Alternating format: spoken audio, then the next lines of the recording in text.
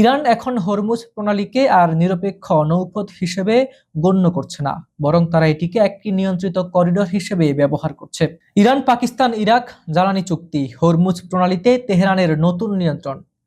ইরাকের উৎপাদিত তেল ও গ্যাস পাকিস্তানের কাছে বিক্রির এক ঐতিহাসিক চুক্তিতে পৌঁছেছে বাগদাদ ও ইসলামাবাদ।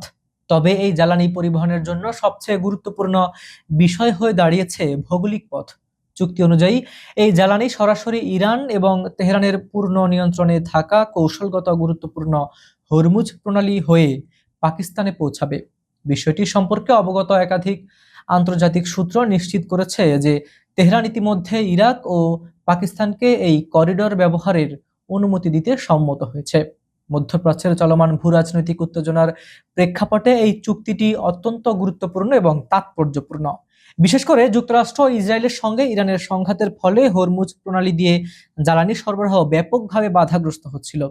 উল্লেখ্য, বিশ্বের মোট অপরিশোধিত তেল এবং এলএনজির প্রায় 20% এই পথ দিয়েই সরবরাহ করা হয়।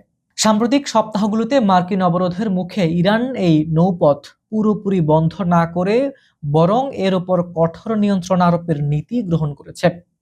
অক্সফোর্ড ইনস্টিটিউট ফর এনার্জি স্ট্র্যাটেজির মতে, ইরান এখন হরমুজ প্রণালীকে আর নিরপেক্ষ নৌপথ হিসেবে গণ্য করছে না, বরং তারা এটিকে একটি নিয়ন্ত্রিত করিডোর হিসেবে ব্যবহার করছে, যার মাধ্যমে তারা নিজের মিত্র বা স্বার্থ সংশ্লিষ্ট দেশগুলোকে যাতায়াতের সুযোগ দিচ্ছে। এটি মূলত বিশ্ব জ্বালানি বাজারের ওপর তেহরানের প্রভাব ও সক্ষমতার এক ধরনের বড় প্রদর্শন। ইরাকের মতো দেশ, যাদের জাতীয় বাজেটের 95% তেল আয়ের উপর নির্ভরশীল, তাদের জন্য এই ছাড়পত্র পাওয়া অস্তিত্ব রক্ষার শামিল। ইরাক ইতিমধ্যে 2টি বৃহৎ তেলবাহী জাহাজ ভিএলসিসি এই পথে নিরাপদে পরিচালনা করতে সক্ষম হয়েছে।